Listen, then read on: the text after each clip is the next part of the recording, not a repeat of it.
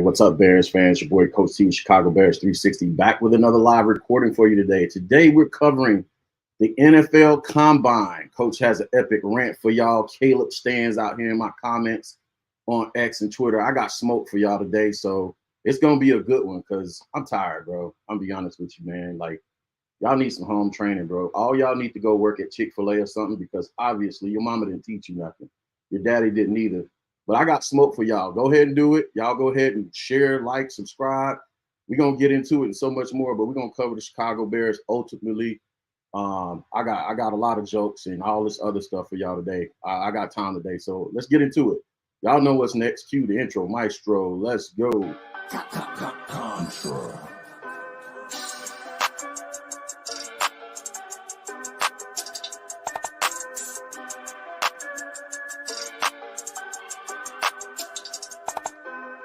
Life like chess, move to pieces, you know I roll in silence. On the road to them Benjis, I fill my teeth with diamonds. I'm high as fuck in the sky, you would've thought I'm pilot. I'm from Chicago, it get ugly, fill the streets with violence. Life like chess, move to pieces, you know I roll in silence.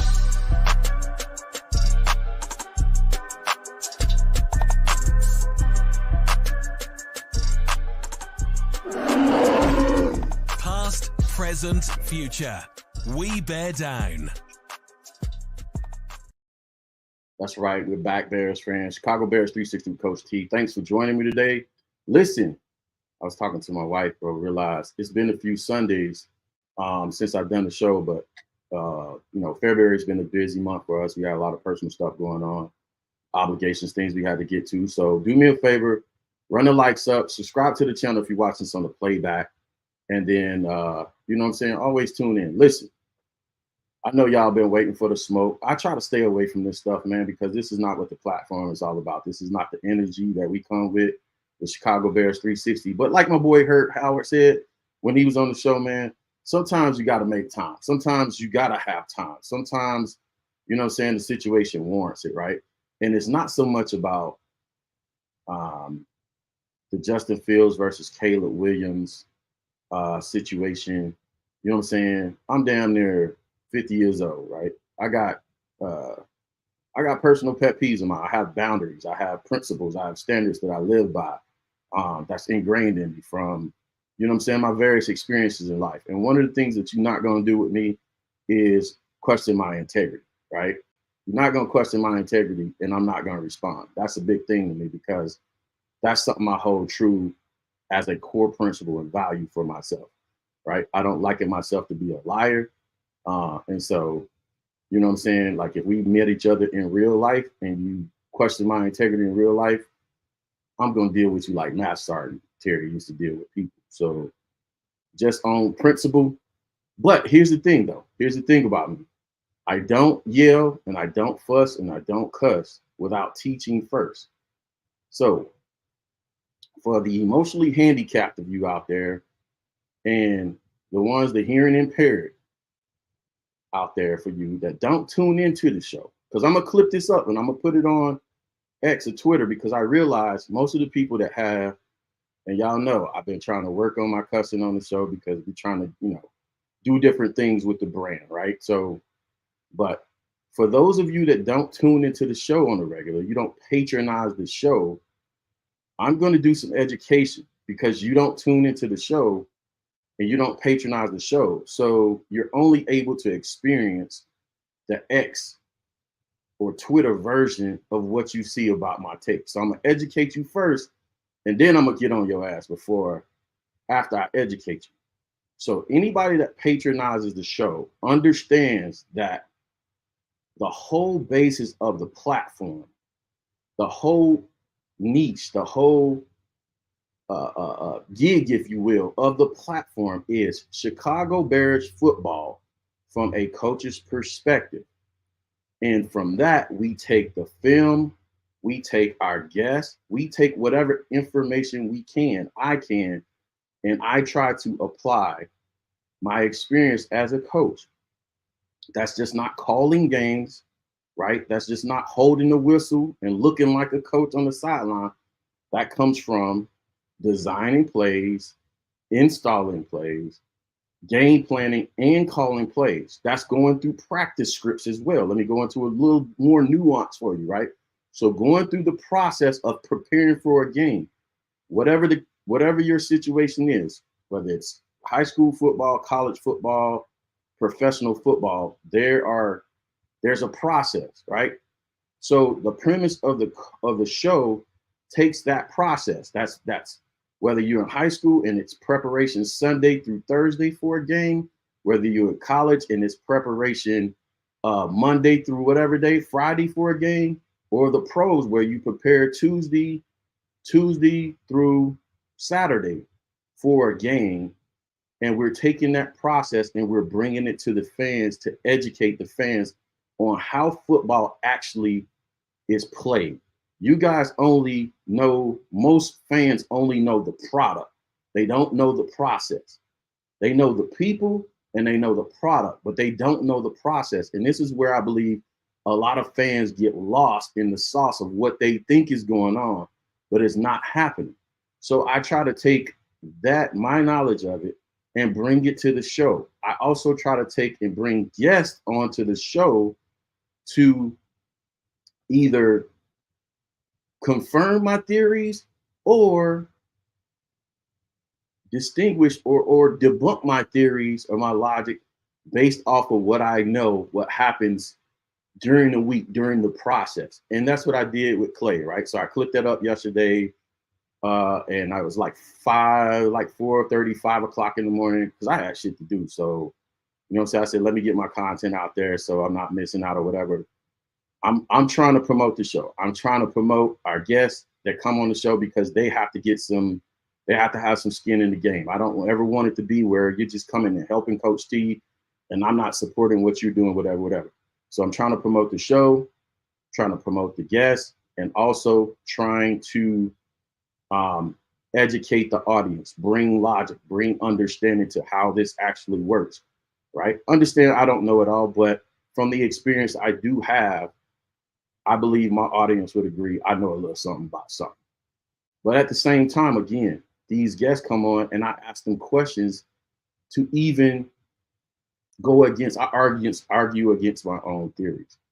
So here's the educational piece about y'all. So y'all should know about that. That's the approach. So if you think I'm out here just making shit up just because I ain't got nothing to do, right? Or there's not a strategy applied to what we're trying to do, that we haven't carved out our niche in this game, Bears DIY media game, because for whatever reason, that's on you. I can't own that for you.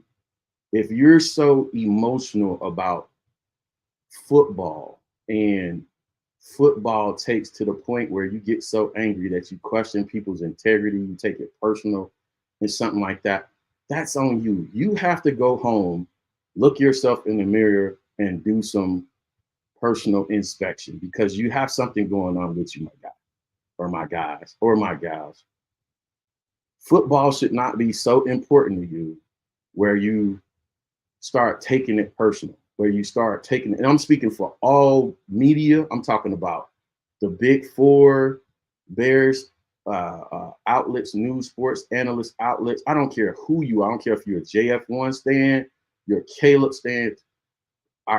You guys got to do better. I can't make you do better, but I'm going to tell you, and I'm going to tell you how I feel on this program here, and what the rules of engagement are around here. Because I'm telling you, I'm gonna be chill on it until I'm not. That's the way it's just gonna go. I'm gonna be chill on it till I'm not. I'm not a big blocker, by the way, on X or Twitter. I'm not a big blocker. I'm a big muter. I'll mute you because here's the thing. Again, it's all about being strategic. I don't care what you say in the comments. If you agree, disagree, all this other. I have no invested interest in having a debate with you on X or Twitter. There's no skin in the game. What do I get out of that? You see what I'm saying? I'm not going to waste my day. I'm not going to waste an hour going back and forth with you on X and Twitter. I know what my employer pays me per hour. So like I've said before on the show, if you want to have a personal debate, and I've had people come in my DMs and want to have a personal debate, or want to have a personal debate on Twitter X in the comments. If you want to have a personal debate with me, then I know what my employer pays me per hour. So what you can do is DM me or email me through the YouTube site, and we can set up a personal debate on the show. We can do it. I'm all about the content, right? I'm all about work. I'm going to get the work in. I'm going to do the work. That's what it's about. So I'm going to do the work. So we'll set up a personal debate between me and you. We can either do it in the DMs, we can do it private, we can do it via email, we can do it on the show, whatever you want to do, right? But I'm not going to do it for free. That's the thing. I'm either going to do it on a platform where I'm making content out of it and I'm getting something out of it, or you're going to pay me to do it. You're going to pay me for my time. Because guess what? I'm going to say this to you. As a man, and then you should take this personally. All of you in my comments that make time, and you got all the time in the world. You got time in the world out of your grown ass life to be in spaces, having whole spaces show with my name in your mouth. And essentially, if my name in your mouth, that means my parts is in your mouth. That's where it's finna get. That's where it's finna get wrong. You got time to have whole spaces, and you got my name in your mouth as another whole grown man. Adult, grown man, paying taxes. Think about that. You're a grown person, man, and you got my name in your mouth. And if, like I said, you got my name in your mouth, everything else is in your mouth. So get off my nuts. Anyway, you're talking about another grown man and his work and what he's producing and what he's creating and what he's building. Another grown man. And this is how I look at it, because I don't know who raised y'all. This is why I made the comment about Chick-fil-A, because y'all need to either go to Chick-fil-A and get some home training because your moms and daddies didn't do nothing with you, or you need to go slap your OG or your pops or somebody. I don't know what man raised you, but I'm a fix you right here on this show. Because guess what? If you don't like what another grown man is producing or creating or building, and it bothers you that much, guess what you do? You go build your own. That's what you should do. And I get it. It's social media. I get it. Bears football. I get it's fun. But listen to what I'm saying. When you take it personal and you feel that strongly about it, you go build your own. That's what you do. I'm giving y'all free game while I'm slapping you at the same time. And teaching you at the same time. As somebody said, shout out to my guy, Hayes, who says, Coach gonna roast you and he gonna give you life lessons at the same time. You damn right. I walk heavy and carry elephant gun. If you meet me in real life and real person, anybody's met me in real life and real person, they will tell you, this is how I am in real life. If I got smoke with you in real life, guess what? It's gonna be real life smoke until we fix it, until we talk about it as men, because I'm gonna get you right at the end of the day. And for some of y'all who are grown ass men, still living in your mama's basement, haven't made a career choice, haven't done anything with your life noteworthy other than winning arguments on X and Twitter, you need to be better. You need to be better. That's the bottom line. We're talking about football. We're talking about quarterback. We're talking about a quarterback coming to the team. What are we really doing? I'm here to provide some perspective for y'all, man, because y'all out of hand. And I'm gonna end this rant with this. At the end of the day, guess what? I told y'all this before. At the end of the day, even though this Bears DIY media game is opening doors for me, and I got some big stuff coming up. Listen, I'll get into that second, the positive, because I got some big stuff coming up. I got some big time guests lined up for this month, this week, this month, and the next 2 or 3 months, because doors are opening, right? But at the end of the day, at minimum, as a Bears fan, this is what my life will look like. I'm gonna be at the Bears game, home or away, in the 100 section, cheering on whoever the quarterback is, right? While you up in the 500s, no disrespect, but I'm talking about the people that's disrespectful to me, because I promise you this is what your life looks like. While you up in the 500 in the nosebleeds with your binoculars on, worrying about what's going on in my life, in my 100 section living life, 3 rows up. I'm going to be there no matter what. So I'm going to end this rant like this. No matter what happens, this is what it boils down to. While you worried about me, this is the situation. Better ingredients, better pizza, better bitches, better money, my clothes better, my shoes better, I work harder. Fuck Little Caesars, fuck Domino's. Anyway, rant over. Rant over. Let's get to the NFL Combine. I hope y'all appreciated that. Listen, I could do that every show, but I choose not to make Chicago Bears 360 about that. I could do it every show. I'm telling you, bro, it's comical to me. I grew up on the southwest side of Atlanta, bro. We had professional roast sessions for lunch every day. You know what I'm saying? I was in school. I was in high school in the 90s. You don't mess with somebody that came up in the 90s. I'm talking about whether you want to roast them. I'm telling you whether you want to fight them. I'm talking about whatever.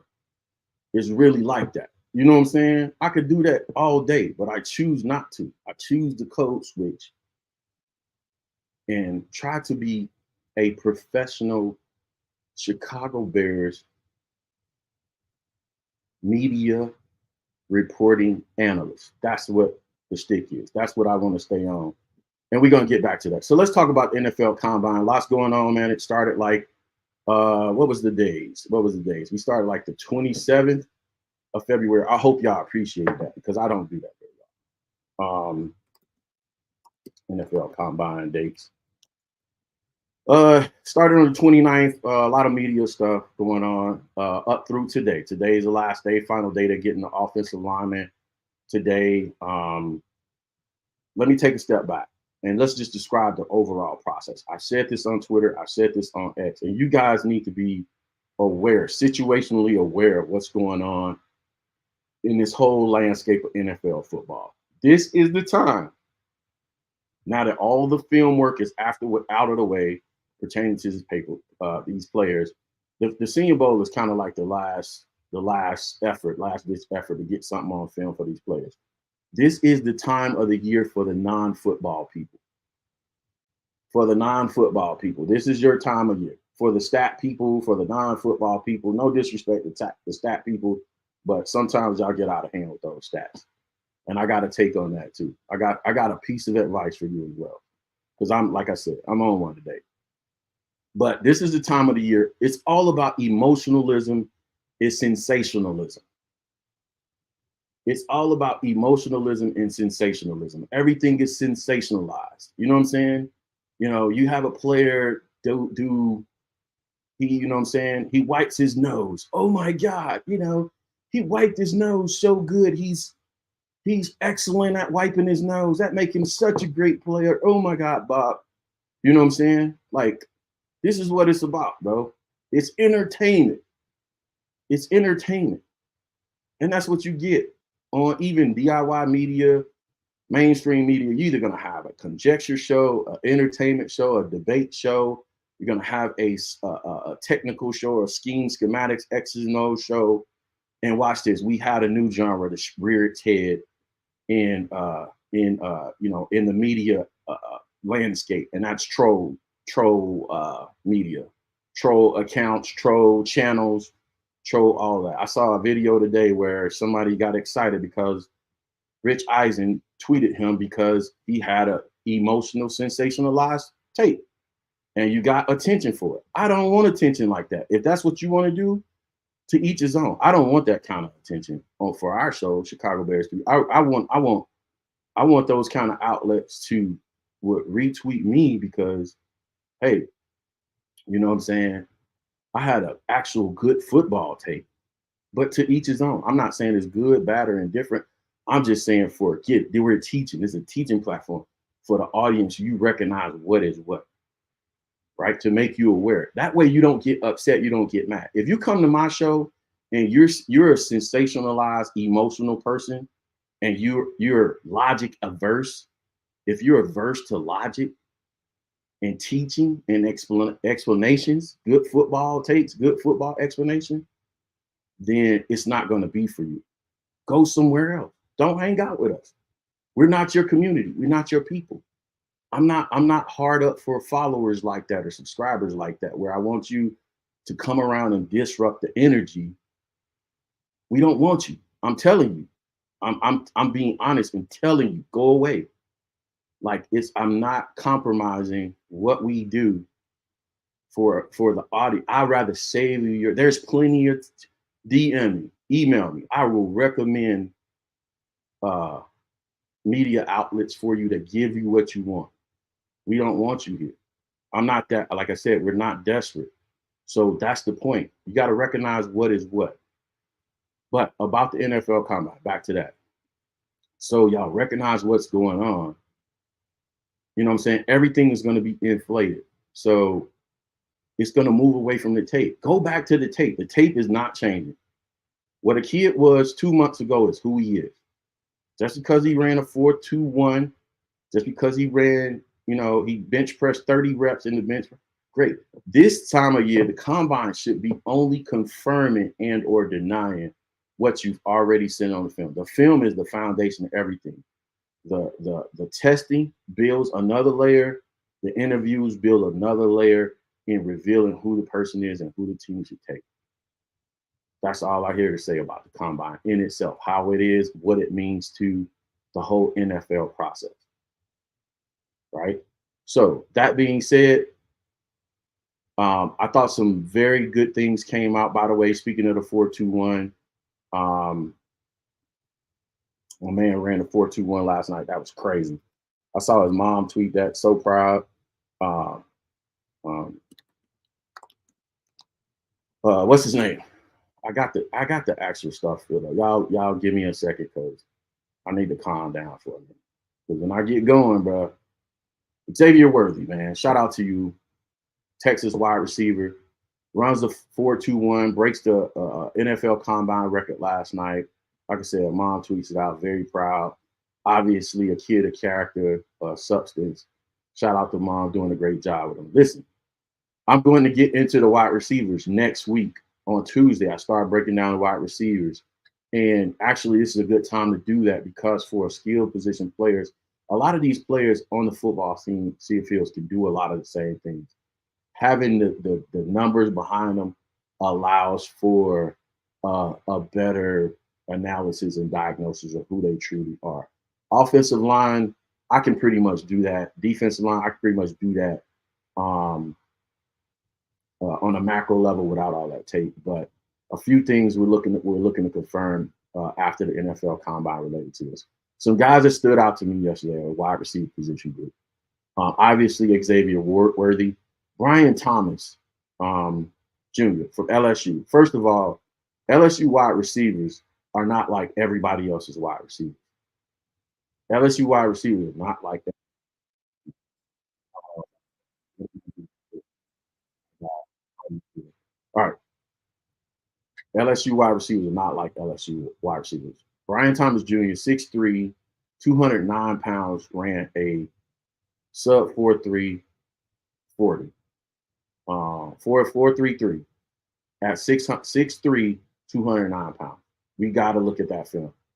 I'm telling you right now, you're NFL scout, you got to pay attention, you got to ask, you got to do the homework. By the way, we're going to have Greg Gabriel on the program, not next week, in 3 weeks, and we get to talk to Greg Gabriel about the entire process. Again, the show is about, from a coach's perspective, what happened. So me and Greg we already had a conversation a couple months ago. We're going to get into the nuance. We're going to get into the detail. We're going to take y'all behind the scene of how the coach and the scout work together. What's actually on that scouting card? How do they actually score? Me and Greg already had this conversation, and it was fascinating off camera. So I know it's going to be electric on camera. Love Greg, man. I love Greg. He's consistent. Y'all think Greg is just going out to go out. Greg is I think Greg is my pop's age. I could deal with Greg because, you know what I'm saying? My pops is a retired electrical engineer from the Gary Steel Mills that don't play no shit, don't take no shit off nobody. So it's like, you know what I'm saying? Like, y'all be missing the trees for the forest, bro. Y'all get caught up in what people say and how they say it, and you miss, you got a damn whole legend you got access to. Anyway, soapbox moment over. Adonai Mitchell, 4.34, popped out. How his hands popped out, how he uses his hands in the gauntlet drill. At 6'2", 205 pounds, runs a 4.34. Runs at 4.34. Adonai Mitchell. Gotta take a look at the tape. All these 4.3 guys, I think this is the record of wide receivers that ran 4.3s in the NFL combine. Right? Let me cut my sound off of it so because it don't keep popping in. All right. Who else? I think he was the last of the. I'm paying attention to the 200-pounders that's running 4.3. You know what I'm saying? You know what I'm saying? Under 200 pounds. Vontez Walker, from North Carolina. He's right at 193, 6'1", 193. Because I had a take that somebody kind of chuckled at months ago when I said the NFL is moving away from the more traditional X, Y body types, X wide receiver body types, and classifying people by, you know, he's a big, long guy. He can play the X position, this, that, and the other. The NFL is moving towards running backs at the wide receivers position. It's about you catch the ball, break a tackle, and take it to the house. So these 200-pounders that's running 4.3 in a 6'2", 6'3" frame, you know what I'm saying? Those are the guys I'm looking at. My guy, Lad McConkey, who I got a nice interview out on the channel. Go check that out from the Senior Bowl. At 6 foot, 186, though, runs a 4.39. Shout out to him. When I asked Lad at the combine, at the Senior Bowl, what he's expecting to run at the NFL combine. Lad said fast. He said fast. That was his reply. Shout out to Lad. Touche, my boy. Also, lastly, Xavier Leggett, 4.39 in a, some people say 6'1" frame. I'm gonna tell you right now, if this dude if this dude is 6'1", then I'm 3. If he's 6'1", I'm 315, and I know I ain't 315. I would be happy to be 315 right now, coming off the stuff that I came off last year. But yeah, okay. If they calling this, he's at minimum 6'2", but 221 pounds. He's a running back. He's a running back and got sticky. He got a sticky get off. He got sticky routes, and he runs a 4.39. I'm telling you, y'all play with Xavier Leggett if you want to. Had very good conversation about the whole his height thing, all the negative comments about him at the Senior Bowl. We talked on the sideline for at least an hour about all that. I was standing right next to him. I'm 6'2", and I was looking up at him. I'm 6'2", surefire 6'2". And I was looking at it, and they got 6'1" down here. Shout out to the NFL combine, how they do their measure and take process plays. I don't know. I don't know what the problem is, but I'm just letting y'all know. You know what I'm saying?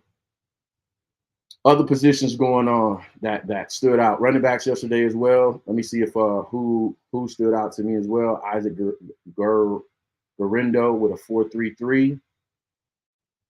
Jalen Wright from Tennessee, man, 4.38. And Buddy is big as hell. This is what I'm talking about. Let me go back to the first guy. Because, again, you running 4.2s and 4.3s, and you 165, 175 pounds. And I'm saying, okay, cool, whatever.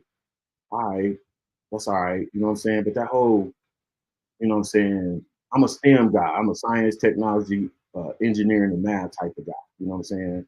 It's what my degrees are in, so my technical certifications are in. And you put, you know what I'm saying, 221 pounds, 6'1", 221 pounds, and you run a 4.33, Isaac Gurindo, I need to go back and watch the tape. So when I get to running backs, I'm telling you, this gives me who to focus on when I get into. So I'm doing wide receivers first, Then I'm gonna get into then I'll go to running backs. Then I might circle back and take a look at some tackles. Um, then after that, but while it's hot, I'm gonna get into it. Jalen Wright, Tennessee. You know what I'm saying? 5'10" and a half, 210, 4.38. But the other guy, big as hell. I had those guys backwards. It was Isaac Garendo that I was looking at. He big on film. He big on camera. At 221 pounds running 4.33, we got to take a look at it. By the way, Shane Waldron likes big backs. And we cannot lie. Shout out to whoever did that joke on my ex Twitter. Trey Benson, his name is in a lot of the Bears DIY media that's doing, going through their mock series. Shout out to them. I'm not doing the mock on the show. I will participate in somebody's mock after, as we get closer to the draft. Right now, I just haven't wanted to do one because I wanted to get some of these numbers out and get further along the process. I didn't want to do it prematurely. But Cedric Benson, 6'1", 216, again, 4.39. Got to take a look at the film. Got to take a look at the film. And watch this. With these running backs, to me, it's not going to be about your ability to run between A gap and a B gap, B gap and C gap, your ability to, you know what I'm saying, how fast you are, you know what I'm saying, your moves to the hole, all this stuff. Guess what? I say this tape every year. Every year. I can go find a kid out of Florida right now, Broward, Dade County right now, that can run behind an NFL offensive line right now. Can you pass pro? Can you catch the ball out of the backfield? Can we keep you on the field for 3 downs? Because guess what? If I got to bring another running back in to block on 3rd down, 3rd and long because you can't pass pro, that's a tail. That's a tail. That's telling the defense in those downs because you can't pass pro. I got to bring a guy off the bench to pass pro. That's a tail. Oh, it's a pass play. Every little bit on film gives away something. That's an extra half a step for a defender. You got to be able to do all 3. Run the ball, block, catch the ball out of that field. Who's that guy? Y'all let me know in the comments. I haven't done film breakdown yet. You know what I'm saying? So we got 1, 2, 3, 4, 3 guys. We got a couple, about 4 guys. 1, 2, 3, 4 or 5 guys, right? Start with Keelan Robinson out of Texas. A lot of good word about him. A lot of good news about him. I think he's on the smaller side. I don't think he's packing that 200. Yeah, he's just shy 200 pounds, 5'8", 200 pounds, 5'8", 191 in a 4.4. Again, mass times mass. Let's do the math equation for all y'all math people out there. So you got height, weight divided by 40 times. That should give you some kind of rating score for all of these guys. You take his height and weight, or just take his weight divided by his 40 times, and that should give you some kind of efficiency score around how fast he's moving at each pound, right? But you know what I'm saying? We just dumb out here. I don't know. Like, we just regular out here. Here we go. Jaden Robinson, Sheridan, 5'8", 180, 187. Again, 4'5". That's what I'm saying. The math got to be mathing. You know what I'm saying? The last 2 guys are in 191, 185, and they're 4'5". They're slower than the bigger guys. You tell me who I'm taking a look at first. No shade to them. I'm just telling you. If you're moving more weight faster, unless you're looking for a skinny, smaller guy, a scat, but if you're moving more weight faster, you know what I'm saying? This whole thing about physics, you know what I'm saying? What's the mathematical equation for force, right? If I hit you moving at 221 pounds and a 6'4" frame at 220 pounds, and I run a 4.3, I'm hitting you with that much force. Do you believe you falling back when you're falling forward? I'm just saying. You talk about the guys that always finish falling forward on a run. I should be an NFL scout. Who else looks at it? This level of nuance, detail. All right, here we go. Kamani Vidal, local guy, out of Marietta. I want to go to high school.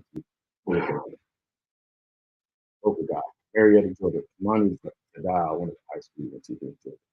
Kamani lot of running backs out of the state of Georgia. Your boy Jameer Gibbs went in Dalton High, my first high school. I went to a lot of high schools, moved around a lot. Jameer Gibbs, is this kid's name? How do you pronounce it? Spell it again. Here we go, here we go. Remind me of that. That's it. High school. It's one of the schools in Marietta. High school.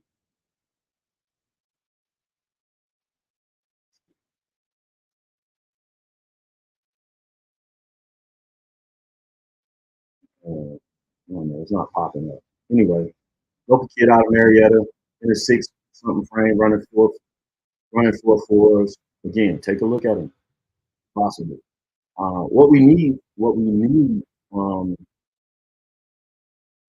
with the Bears at the running back position is a game breaker.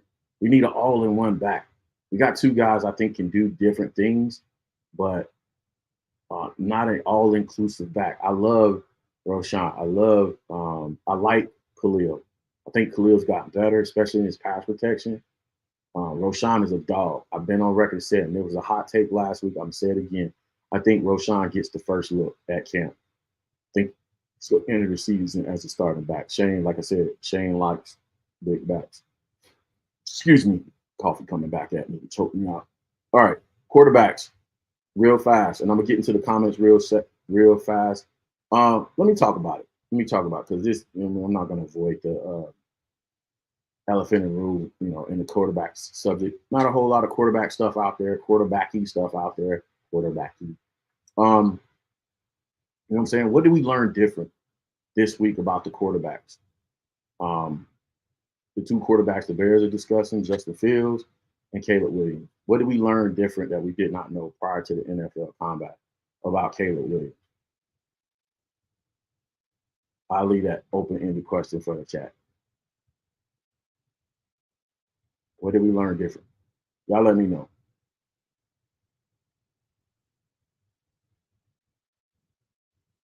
Prior to the NFL combat, what did we learn? Okay, cool. I'm moving on.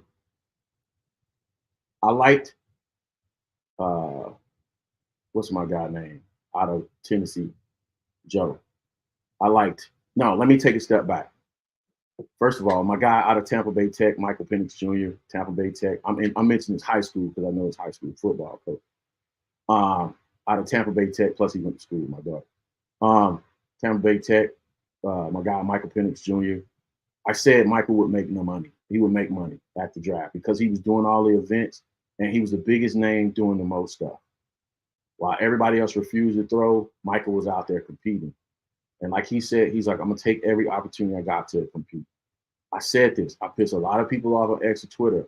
I gave out my quarterback rankings according to who's available to play now. Y'all emotionally handicapped people out there, y'all need to get a grip, right? I said, who's available, who's ready, who's NFL ready right now to go into NFL offense? Y'all lost your line because I didn't put Caleb Williams number one because that don't show up on film. NFL ready to throw day one right now to go into NFL offense. Jaden Daniels. Second, Michael Penix Jr. Third, Caleb Williams. And then everybody else after that. Because they play in NFL offenses right now. What's wrong with y'all? What are you not here? What are you not paying attention? What is it that your emotions won't allow you to hear on that tape right there? Because these guys play in an NFL offense right now that has full progression field reads right now. Jaden Daniels at a 90-something% clip. His drop back is a NFL read. 90+% of his throws are NFL reads. I said that. I said it months ago when I did the Jaden Daniels breakdown. Go back and take a look at it. And I said in the spaces, I said on Bears X, I said on Bears Twitter, I said, watch this.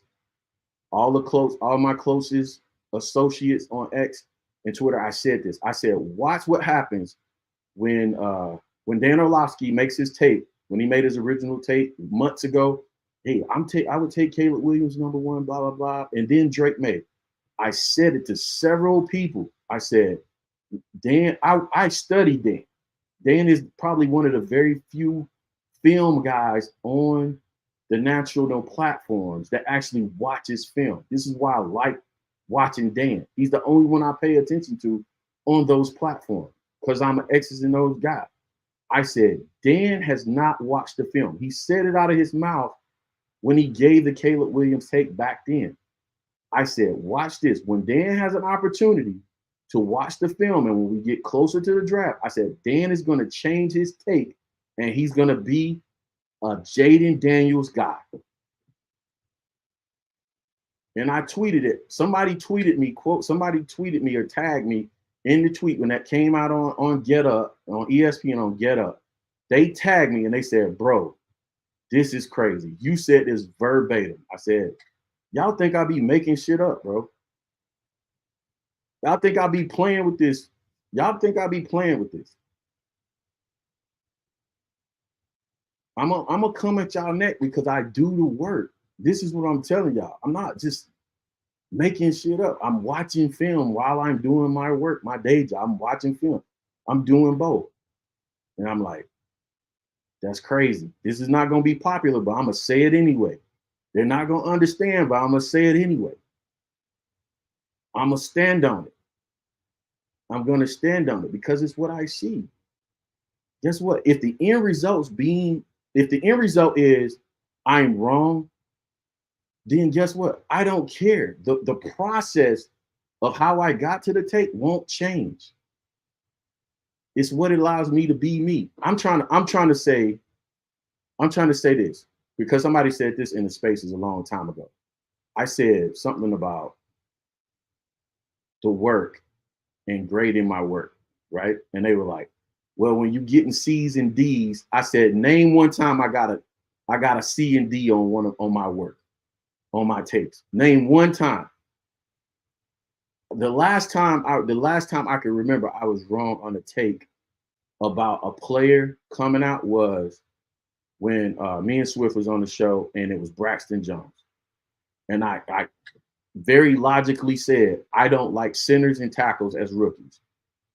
I didn't say Braxton wouldn't start or shouldn't start. I just said, I don't like centers and tackles as rookies because of the amount of responsibility I have on them. Right? I didn't say he wasn't going to be a good player, but obviously the Bears saw more in terms of what he could do in development into who he's become and went on with that. And that's fine. But the premise, the idea that, oh, we're going to fall apart because you're wrong on a tape. I can't speak for other media outlets. I can't speak for other DIY media personalities. I frankly don't give a damn.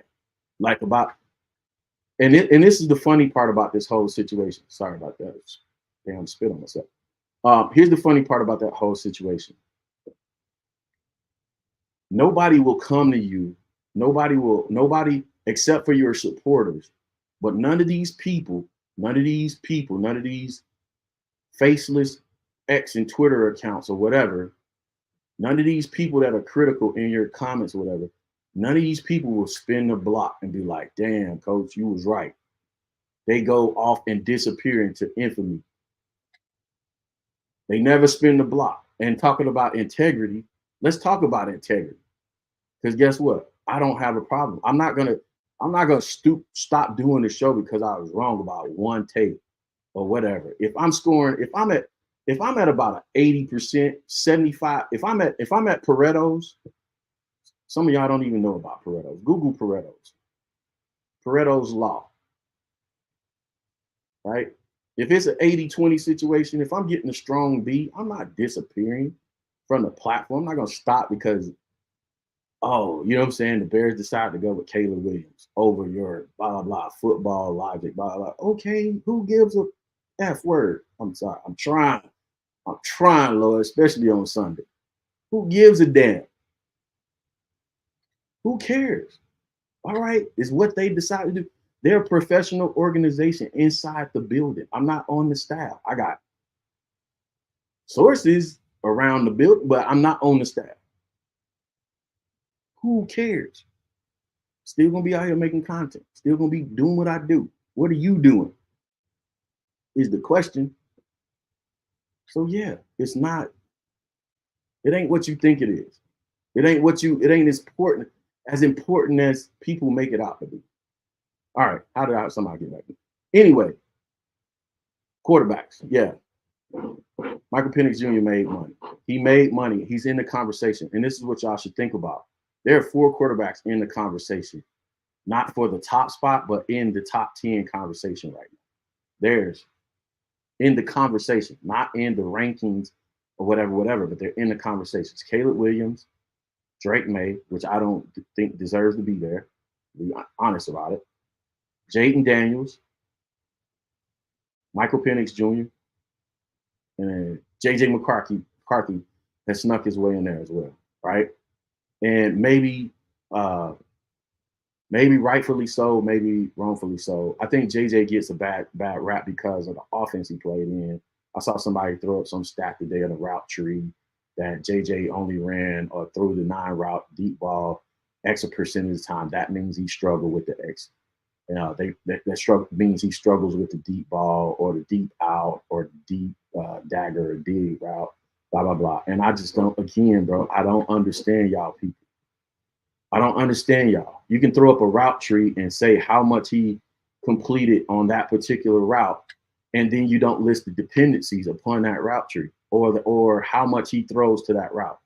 What are you saying? You're saying of the times he's thrown the ball to that route, the completion percentage for a 9 route or a deep out or a deep dig was less than the other routes, and he did worse on those routes? Well, no shit, Sherlock. Welcome to football. That's crazy as hell to me. I'm sorry, I got to get passionate about this one because if you don't know ball and you can't recognize that the percentage of completions for a deep 9 route is naturally less than the other routes in the route tree, what are you doing? Shut down your channel, please. Shut down your plays, please. That is crazy as hell to me. And you're talking about a kid who's trying to get his career off. I'm just saying that one irked my nerves right there. I'm sorry. That triggered me like that. That's crazy as hell to me. It's crazy, bro. I'm serious. Like, y'all gotta stop, bro. Gotta stop. Anyway. Who else? I thought Bo Nix did some good things on the field. What is Joe? Joe Milton. Joe Milton is a physical specimen, and is going to be a development project. Joe Milton, if he goes to the right situation, Joe Milton could be a problem. Joe Milton looks like RoboCop in real life. Saw him down at Senior Bowl. You know, arm out of this world. Josh Allen type stuff with his arm. He gets in the right system and gets developed, he's going to be a problem. He could be a problem. And he had a pretty good season at Tennessee 2 seasons ago. But for whatever reason, didn't get the fanfare this year. And probably because Tennessee didn't do as well. But Joe Milton also impressed with his arm and all the other stuff.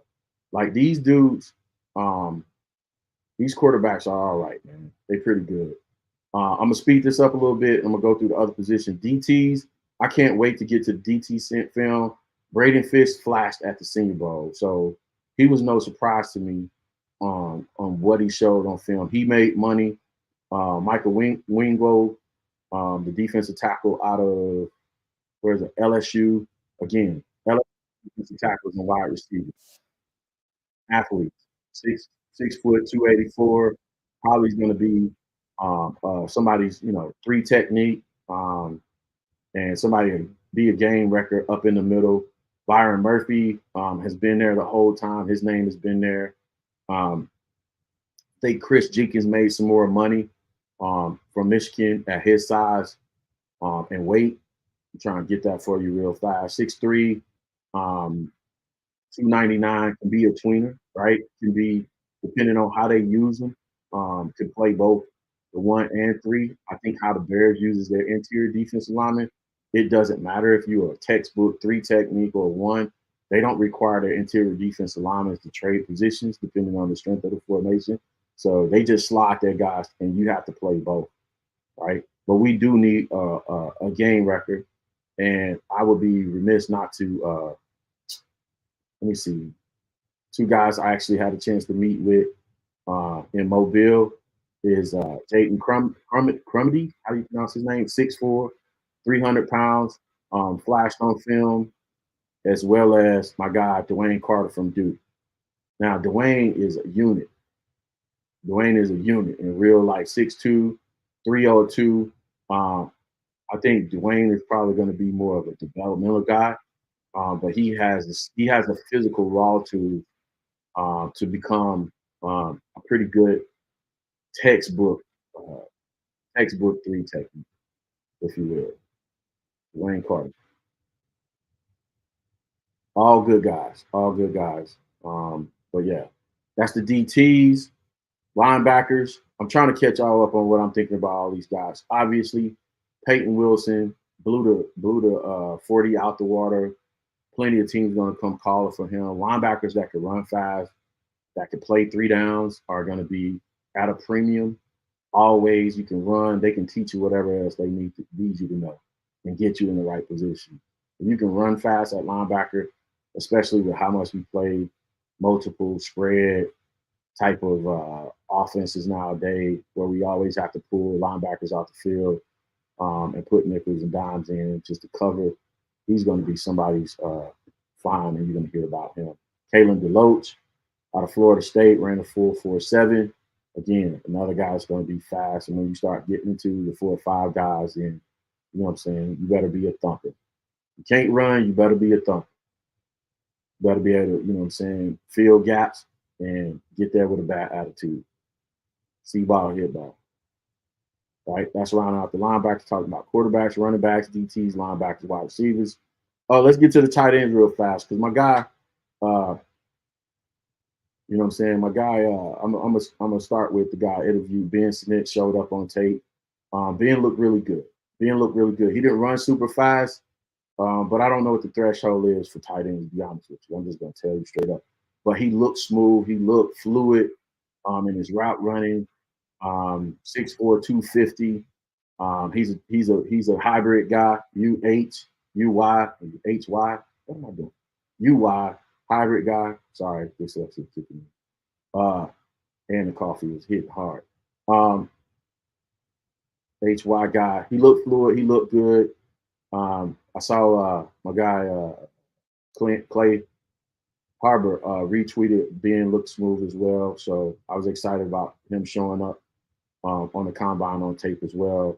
I was surprised by the name Devin Colt. I don't do a lot of college football, but dude looked fast. He looked fast, big and fast for a tight end. Probably is going to be a U tight end, 6'3", 234.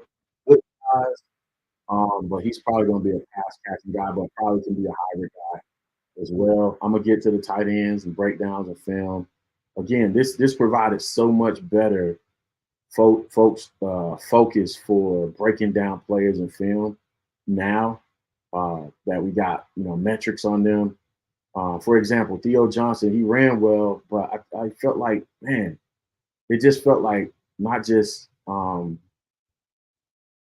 run. He ran well, but it felt like in that 6'6" frame, 256, it felt Cole Kmetish. And I'm not gonna say like it's a bad thing. Cole gets it done from a pass catching perspective. But his true value to me is as a blocker and giving you 3 or 4, 4 to 6 catches a game, but not trying to light you up in the passing game, right? His true value is when we go 12, 13 personnel and teams don't know what you're doing, pass or run, and they having to guess whether to put base personnel on the field or reduce personnel because they don't know how you're coming at. Cole gets you 4 to 6 catches a game per game. He's lighting it up as opposed to maybe a Devin Colt. I'm trying to see whoever else fits that kind of true Tip Ryman. Dude showed out. Dude made money. made money. Probably of the group looked the best at a 6'5", 271 frame. He looked like a problem. Like a problem. Can't wait to get in his film as well. That's the tight end group for you. I think that's the combine. Can't wait to get into the O lineman. I don't know when they do the bench press. I'm telling y'all right now what I'm looking for, and I'm checking just an update. I know they out there right now. They haven't done bench press yet. I just want to see JPJ's bench press numbers because to me, that's everything. He could jump over Zach Frazier to me if his numbers are right in the bench press. I just have concerns about his strength level. I'm telling you, just looking at the body of work, for as much as films I watched over the years, seeing NFLers out of high school, college, pros, I'm concerned about his strength level. I want to see what his bench press number is. I don't care about anything else. To me, it's going to solidify whether he's number one or number two in these centers for me. So can't wait to see what that looks like. I don't know when they're doing it, but we'll have some numbers up for you tomorrow. Cool. That's it. I don't think safeties. I'll say this about the safeties. Cam, what is Cam's last name? Kinston. Cam from Miami. Sorry, it's a lot of stuff going on. Let me see. Y'all be having my back in the chat, I know. Oh boy. Cam Kitchens. A lot of players, man. Cam Kitchens. I don't think Cam did himself any favors at the combine. His pro day is going to be important. Shout out to Cam, great kid, was gracious. You know what I'm saying? Provide time, do interviews, stuff like that. I want to see the kids to see Cam, you got this, man. Go get it at your pro day. Whatever you got to do it, man. Also had an interview with Sion Vaki. Big kid, man, strong kid. Box safety, Bill could be a problem in the run game. I want to see, he got 20 reps on the bench. I don't know what he ran. Let's see what he ran. That kid is huge in real life. Let's see, Vaki, what did Vaki run? Yeah, he ran a 4.62 though. Definitely a box guy. Cam ran a 4.65. I think a lot of people were expecting Cam, you know what I'm saying, to run faster. A lot of people are expecting him to run faster. We need a replacement for Eddie Jackson, and you got to be able to run. You got the fastest guy is a 5'10", 197 guy. I mean, they're looking at safeties and doing different things with safeties nowadays. So size-wise, and safety's a textbook classic way they looked at them was you got to be a 6'2", 6'3" guy. But they're treating these guys different, man. I think it's all about, can you run? Can you play the position? Can you be good between the ears, right? But if you come in a 6'3" frame, I'm sure they're not going to turn you away. That's what I'm looking at. Here it is. Jalen Simpson out of Auburn, 6'2", 179, ran a 4.5 or 4.5. Got to be at least a 4 for a guy, 4.5. You running the 4.5s, man. You slower than linebackers out there. Like, what are we doing? Let's be real about it. I got linebackers that can run better than you. What are we really doing? All right, cool. I'm away from that. Let's slide to the DM section real fast. Let me see what y'all talking about. I know y'all had a hell of a lot to say, hopefully, maybe not, about the rant, but we're going to get to it. Let's go. Let's slide. Did you get like some crazy DMs or what? Very. Surprises or no? You're talking like blue check marks? Yeah, like people who be sliding and I'm like, wow, y'all fuck with me like that. Did I lose my audio right there? Did I lose my audio? That's crazy. What happened to the sound, man? Did they take my sound away from me? Oh, no, bro. Man, one man show. All right, man. What's going on? Vizzo in the building. Unapologetic truth. Look, told you couldn't talk. Cornelius Sales in the building. Demondre Dice in the building. Good morning, my guy. Bear Truth 9 in the building. Samba Misa. Samba in the building. Let's see. I'm trying to get some new name. Fat Boy Food Reviews in the building. My guy Starkey Love. I got used to Starkey Love by now. So shout out to you for that. I just got used to it. David Cowley. Is playing his time, and I agree with you, my guy. I agree with you. Nothing better. David Pullen. Good morning, coach. Here we go. He said, good morning, coach. Thanks for being committed to teaching and sharing. Like the Bears to keep Justin, trade the first pick to Washington, draft Jaden or McCarthy, so trade back second time. Listen, man, people don't realize it. I'm supporting of us keeping Justin. But the reality of it is, man, if they take Caleb, bro, we're going to cover Caleb just as hard. This is the funny part about that whole situation. And shout out to you, David, for starting another part of the conversation. Here's the funny part about that whole situation, bro. I'm guaranteeing y'all right now, I'm predicting it right now. I'm going to have to come on this platform and from these same people that's standing hard for Caleb Williams in my comments, because, again, they don't watch film, they don't really know ball. I'm going to have to defend Caleb Williams if we draft him because they have unrealistic expectations of him. He's not ready right now, bro. I'm telling y'all, he's going to have to learn a full NFL offense right now. Now, what's going to help him is if he draft him to the Bears and Shane decides to use a lot of RPO concepts with him, air raid concepts with him right now to ramp him up, which I would advise Shane to do. I think that's the smartest plan. Take him for what he does right now and put him on a plan to ramp him up into a full field progression read type of offense. And guess what? Quite naturally, it's going to require that because as soon as he comes in, he's doing the RPO air raid stuff, and defensive coordinators catch hold of it. They're going to force you out of what you like to do well anyway, a la Notre Dame, because, people can't even tell you why Caleb struggled against Notre Dame and moving forward. That's because Al Groh, former head coach at Miami, former NFL defensive coordinator, former all these things, forced Caleb out of forced Lincoln Riley out of what he likes to do well in that RPO system, first, second read or run. No, he said, I'm going to come up, I'm going to play physical with your wide receivers, press man coverage, knock you off your route concepts, and you can't go to your first and second read. I'm going to make you play quarterback. And that's why he struggled. But like I said, y'all want to argue with me in my comments. Do the work, bro. Anyway, that's what it is. So they're not going to be patient. They're going to expect instant grits. Burger King, right away, right now, right away. And they're going to flip and they're going to turn on them because you don't know ball. So I'm going to be right on this platform. I'm like, nope. Y'all need to be patient with him. Give him towards the end of his first year, through the midway through his second year, somewhere in that range, if he plays early, right? Whenever his clock starts, you need to give him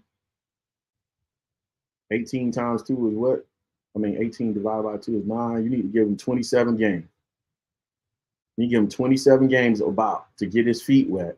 And again, Shane has to have him on the program to progress the kid, develop him, start where he's at. Oh, cool. We're going to call a lot of RPO stuff to get you going.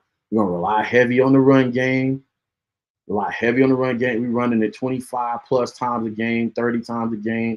We're going to call you a few RPOs here and there. I'm telling you, the best model, y'all not going to want to hear this because it's the team up north.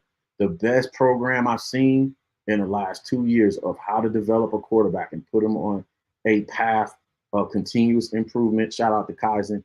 Put him on the path to continuous improvement steadily, progressively throughout the season was Matt LaFleur and Jordan Love.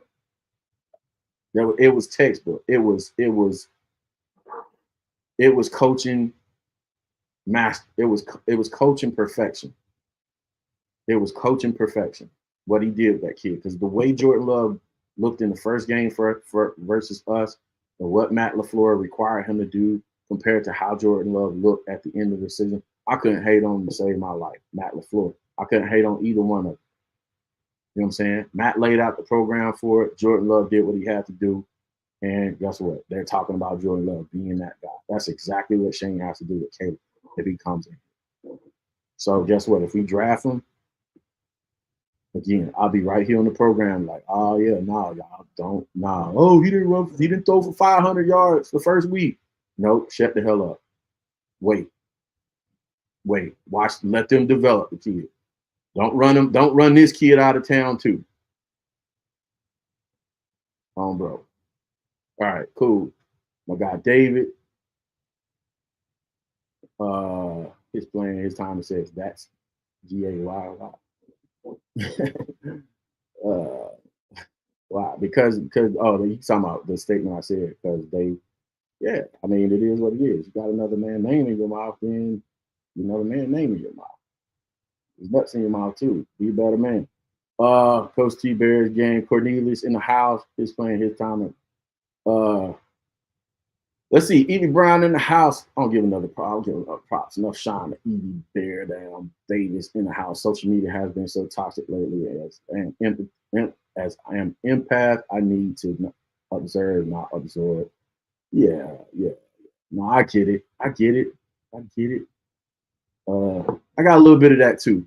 I got a little bit of that to me too, but I got a little bit of dog in me too. Like it's like, bro, you know what I'm saying? I can absorb to a certain degree. Well, we all have boundaries, we all have principles and values we live by.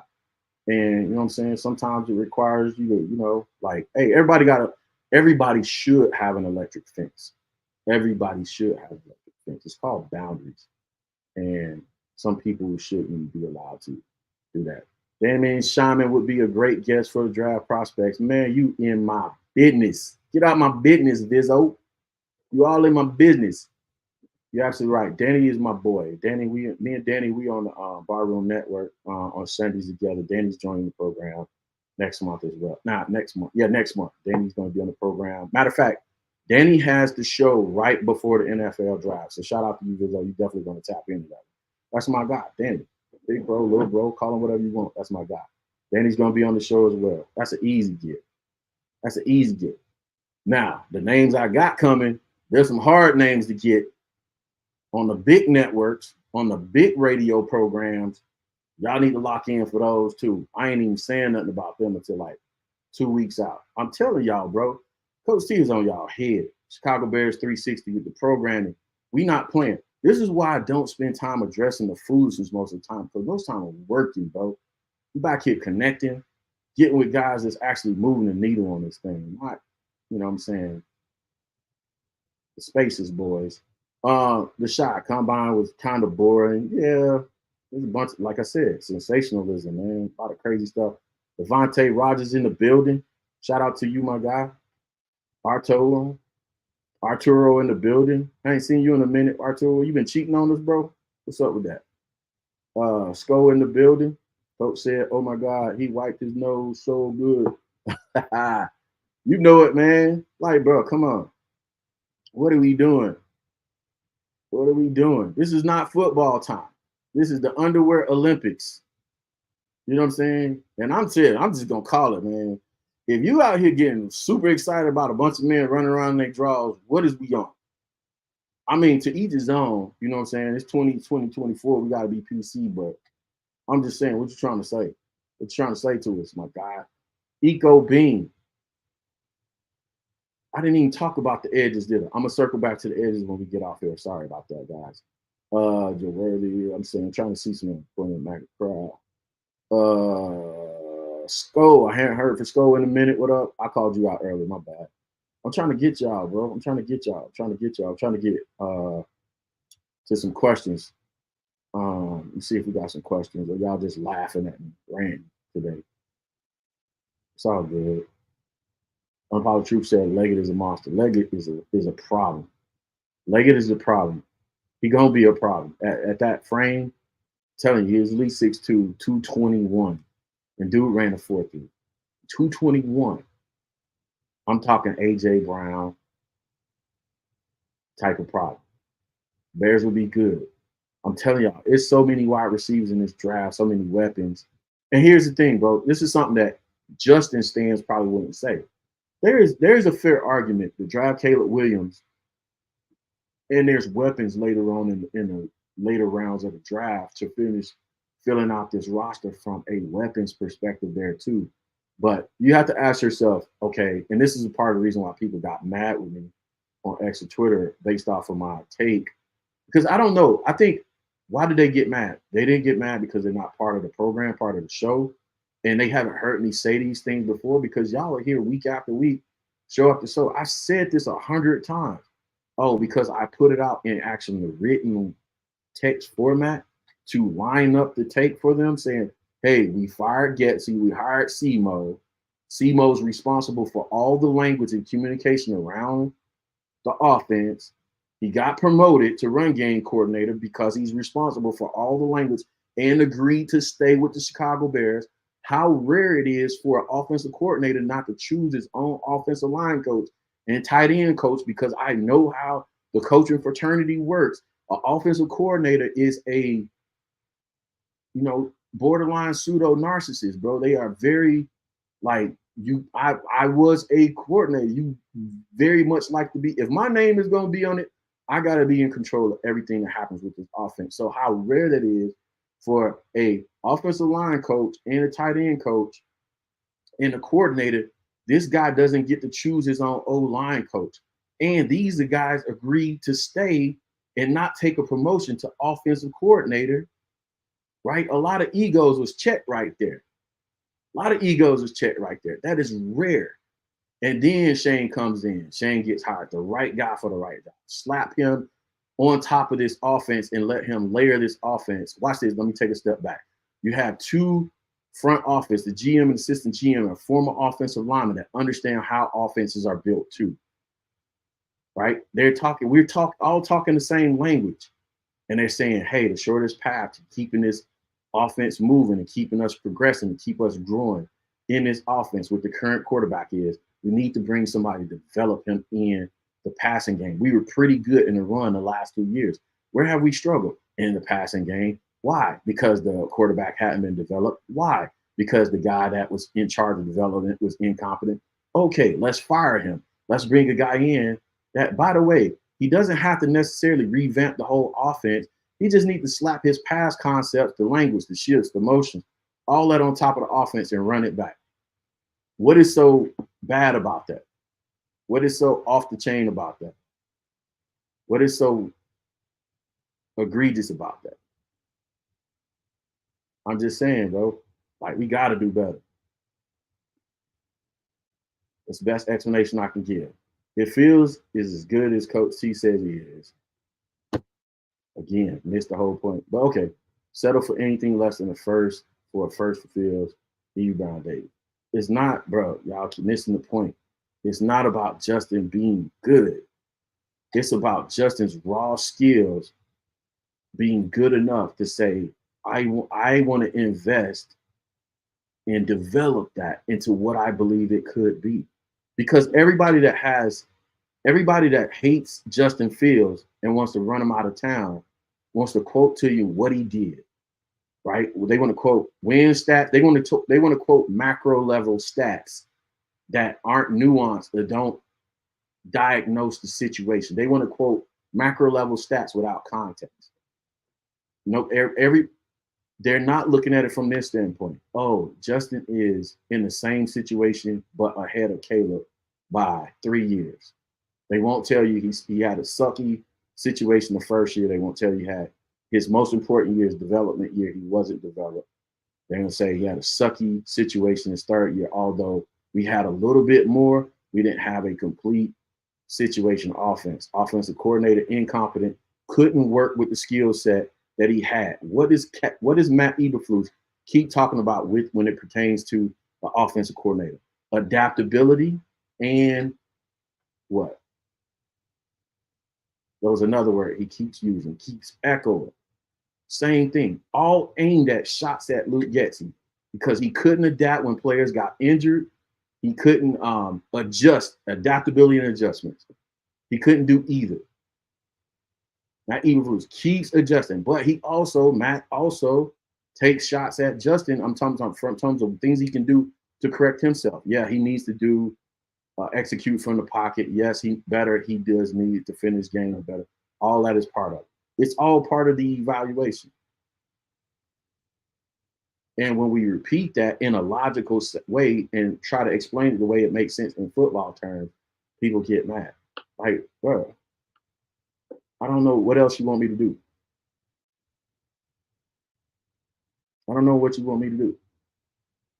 To me, analysis, football analysis means to me, you understand the game, right, from a schematic standpoint, but also you're able to understand, again, the people, the process, and the product. You're able to understand the people, the players, the process, and the product. You guys are so used to, or fans are so used to people that only understand the product, that when people that come around that understand the people, the personnel, and the process, which is where I focused on, where I specialize in for my show, before we get to the product, then it's a foreign concept to you. You can understand the people and the product with just emotionalism and sensationalism. You can understand the product, what's produced on the film, like, oh, that was a great play. Oh my God. Oh, this happened. That was a great play. You had made a one-handed catch and did this and did that. Oh my God, that was great. And you can hype them like my pops used to say when I played ball. You know what makes an All-American, son? You know what makes an All-American? One good play and a pour it in the press box. One good play and a pour, all emotional sensationalism. Who can describe the process for you? How do we get from here to there? That's why I asked Clay Harbor the question I asked him about the practice process. Why is it important that SEMO and Coach Dre play? Is my concept right? Do they still do things the way I used to do them, or how I was taught to do it? Do you still practice O-line coach go and take the interior offensive lineman and work with them? And the tight end coach takes the tackles and tight ends and work with them because they're together in run blocking. They have to work together. Center guards have to work together in their double blocks, their C blocks, their triples, right? Your tackles and your tight ends have to work together in their doubles. All those different blocks, all those different block techniques, they have to work together. Is it still done that way? Okay, great. You confirming it's still done that way. Okay, great. So I'm not crazy. I'm not crazy. Does the language still remain the same? Yeah, it could change, but you make a good point, Coach. You know what I'm saying? That the language is probably going to stay the same because, oh shit, it's the same coach. What is wrong with y'all? This is crazy to me. All right, anyway. Like I said, if you want emotional stuff and sensationalized stuff, go somewhere else, bro. That ain't for you. I'm gonna give you that. I'm gonna give you that. I'm gonna give you this work. I'm gonna give you this work every time. I'm not gonna stop doing it like that. Or else I would be like everybody else. That's what I'm saying. I don't want to be like that. B Stokes, shout out to you, man. I'm just gonna throw it up. Looking sharp, my guy. Bears need a lot of help. Fullback is the least of concerns. There's no Andrew Luck in this draft. I say the closest thing we got to Andrew Luck in this draft is Jaden Daniels. Argue with whoever. It might not be an Andrew Luck in this draft. I'm just saying the closest thing we got. I would agree with. We don't have an Andrew Luck or Joe Burrow in this draft, but I'm saying closest thing we got is Jaden Daniels. The biggest concern about Jaden Daniels is crazy takes like this. He doesn't throw over the middle of the field. Okay, all right, dude. And his weight. What? Lamar Jackson slipped to number 12 about his weight too. He's two-time MVP. I'm just saying.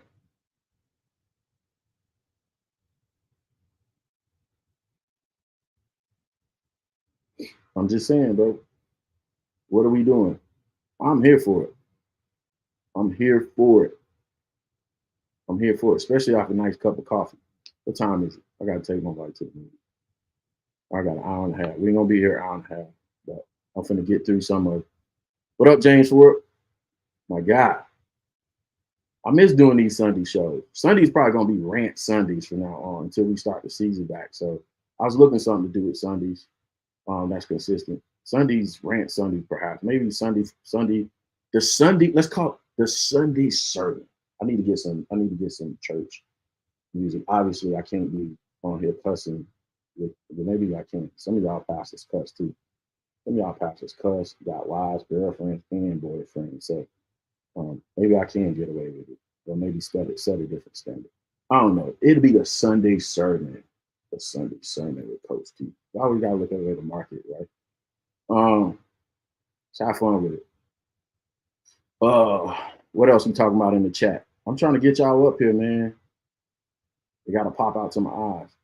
I told you what I told you. Sunday sermon with Coach T.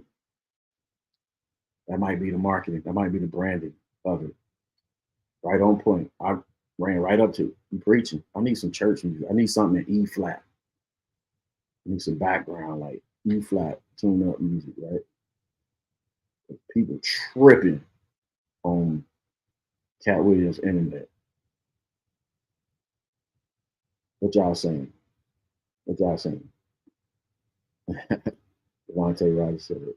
Never see you the best, bro. Man, listen, I'm just working, bro. Just working. I'm in my own lane. HOV.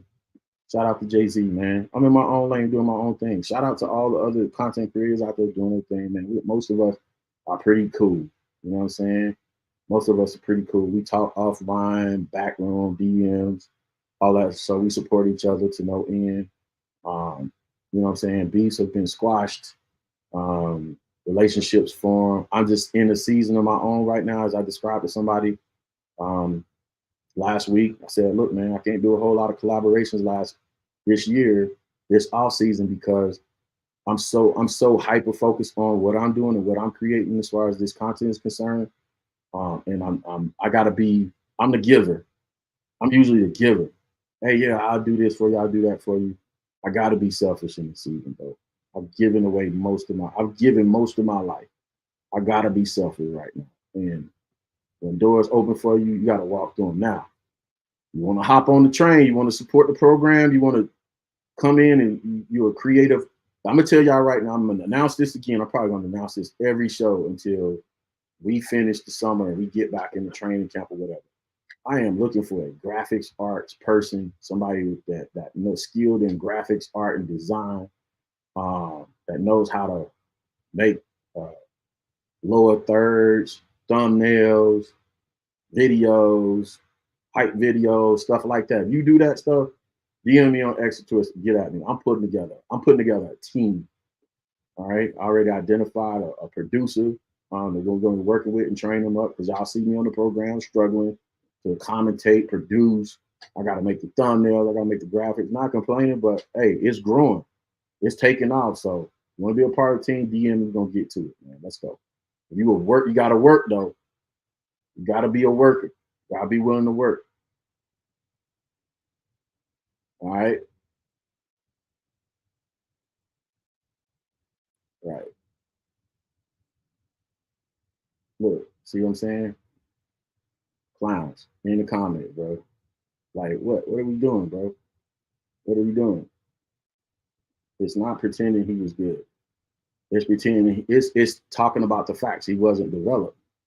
But I guess it's a half glass, a half full empty situation. But I don't know, man. Y'all keep going, bro. I'm gonna let y'all have y'all moment.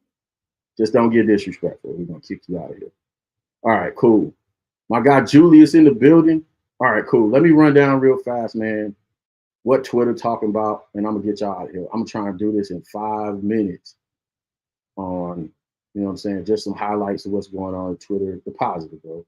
Obviously, man, word out of Tony Pauline. I don't know who he's connected to from a media reporting standpoint, consulting editor for NFL draft analyst at sportskita.com.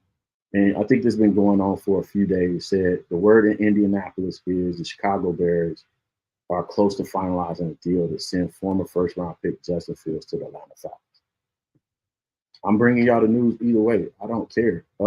Listen, if Justin goes to Atlanta, great for him. Great for the city. I'm here. I live in the area. Great for him. You know what I'm saying? I think culturally, I ain't even gonna lie, it's a better fit. You know what I'm saying? But shout out to Justin, his team, his parents, and his character didn't let any of the BS get to him. That, you know what I'm saying, he's kind of had to endure since being here in the environment. But I ain't gonna lie, like, you know what I'm saying, Atlanta culturally would be a better fit for him? Absolutely. You know what I'm saying? Chicago is kind of stuck in the Stone Ages when it comes to, just like what's your name? Bennett, the Bennett brother said, like, you know what I'm saying? It's always 3rd and 13 in Chicago when it comes to sports, when it comes to sports media, when it comes to being on the like, come on. So if that's the case, good for him, man. I think he's going to thrive here in the environment and place where, you know what I'm saying, he's going to embrace fully and he can go on to have a great career. And, you know what I'm saying, look forward to competing against him. That's going to be the cool part. I already mentioned Xavier Worthy running this 4.3. How about this, man? Because free agency, oh, shoot, I didn't put this up. Free agency starts next week. So let me put this up. Oh, man, what am I doing, bro? I got distracted by comments. Missing segments. Here we go. Key dates coming up, man. Had to get this out there. Hopefully y'all can still hear me. Key dates coming out. Fresh Times deadline. This is courtesy of ESPN. Remember, all things are content. Key dates to know. Franchise tag deadline is on Tuesday. Tuesday is the what? Tuesday is the 5th. We got till the 5th to tag, sign a new contract with Jalen Johnson and others, or franchising. So look for that news to be coming pretty soon. I don't know. They said they be trying to get something done. They ain't got done yet. You got a couple days to get it done. What's the number? 19, 20, 21 million? What is it? Jalen said threw around the number 23, 22 million. You know what I'm saying? Does Ryan get a good deal done? Or are we going to tag this guy at 19 million plus a year? Right? That's the thing. Let me hop back over here real fast. Also, coming up, trying to give y'all some news. Coming up, oh man, NFL free agency. I'll grab it. The new league year and free agency begins on March 13th. The new league year and free agency begins on March 15th. Part of that conversation was hot out in these streets is the Dolphins defensive tackle Christian Wilkinson will probably avoid the franchise tag from Miami and will make it to the streets. How do y'all feel about that, Bears fans? We got money to spend. It's about 70 million. I think last check it was 70 million. Christian Wilkins is going to hit the streets. We're going to draft Caleb.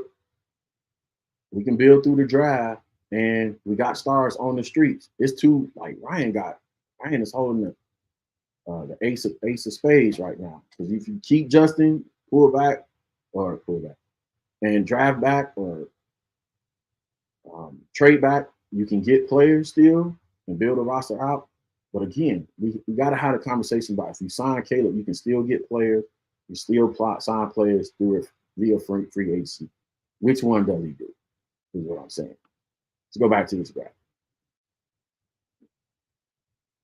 April 1st through the 15th, off-season workouts begin.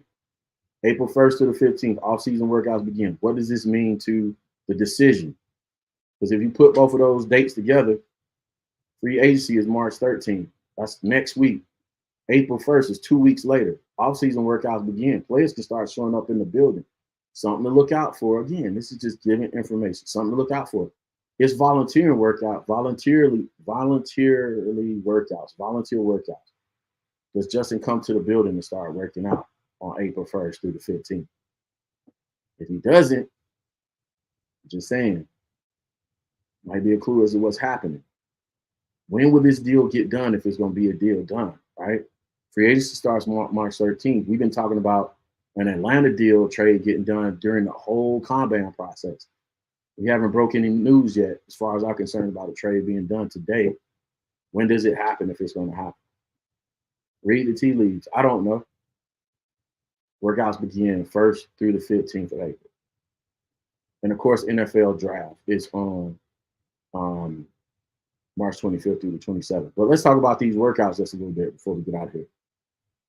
Article 21 of the collective bargaining agreement says each club's official voluntary 9-week off-season program is conducted in 3 phases. Phase 1 consists of the first 2 weeks of the program with activities limited to meeting, strength conditioning, and physical rehabilitation only. Phase 2, they can get on the field. Phase 2 consists of the next 3 weeks of the program. On-field workouts may include individual, group instruction, and drills, right?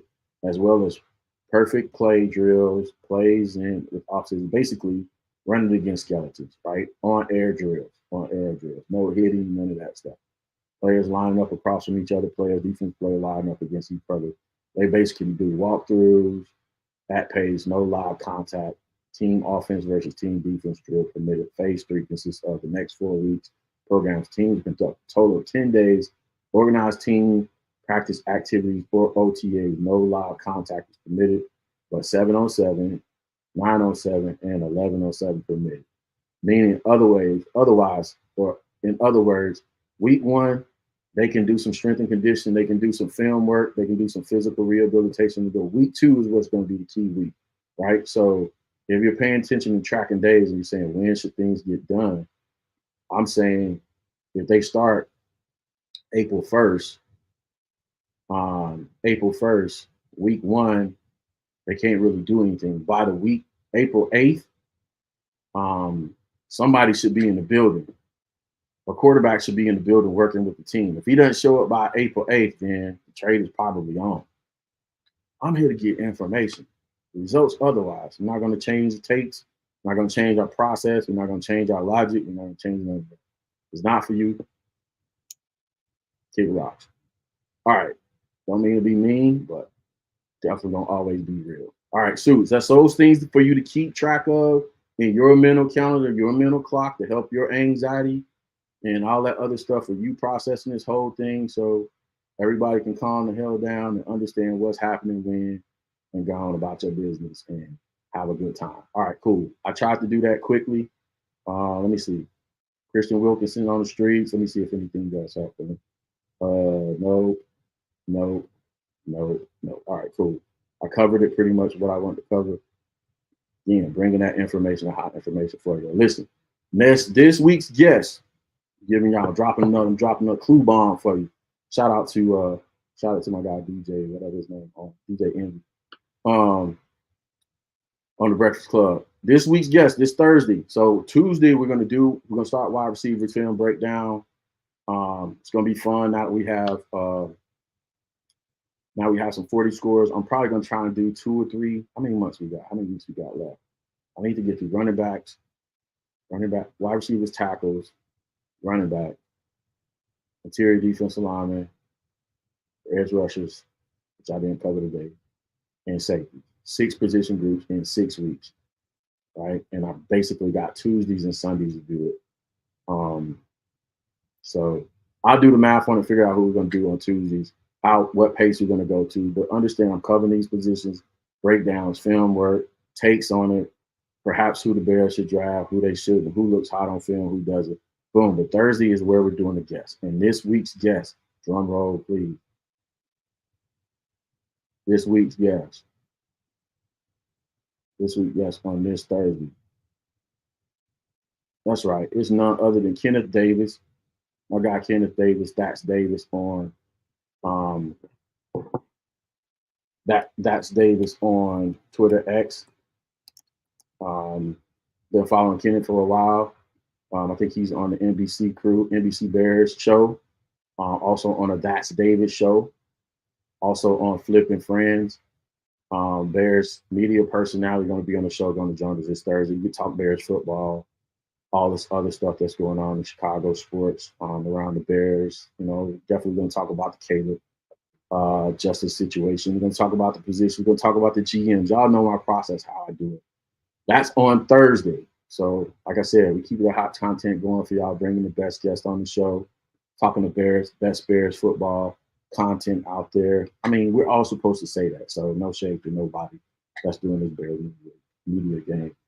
Like I said before, man, all good guys, all pretty much my friends and stuff like that. Especially, I ain't gonna call the programs out. I leave somebody out, they're gonna be like, "Oh, you got smoke." The smoke, Coach T got smoked with these people because he didn't call them out. That's just how childish we can be sometimes. Either way, man, thanks for hanging out with me this Sunday. Y'all know what it is, man. Until next time, always, it's past, present, and future. We bear down here at Chicago Bears 360. I'm going to holler at y'all, man, and we're going to see y'all on Tuesday. I'll see y'all back then. Peace.